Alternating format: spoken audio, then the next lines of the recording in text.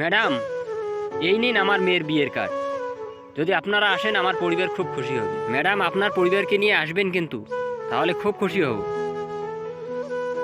সামান্য একজন গার্ডের মেয়ের বিয়েতে আমি যাব নাকি? এদের দামি দামি গিফট দাও, আবার বিয়ের সময় বাহানা বানিয়ে টাকা চাইতে লাগবে। ধ্যাৎ।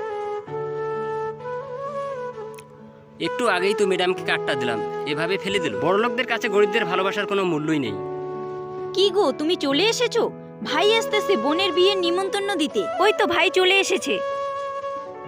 আয় ভিতরে আয়, তুই বস, আমি চা করে নিয়ে আসছি। এই নাও জামাইবাবু বিয়ের কার্ড। বিয়ের 10 দিন আগে কিন্তু চলে আসবে।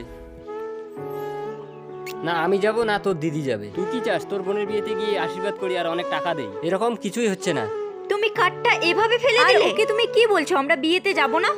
আজ সকালে তুমি গার্ডটার সঙ্গে কি করেছো? সেও তো অনেক ভালোবেসে কার্ডটা দিয়েছে। ভাই তুই খারাপ কিছু মনে করিস না, তোর দিদিকে বোঝানোর জন্যই এটা করেছি।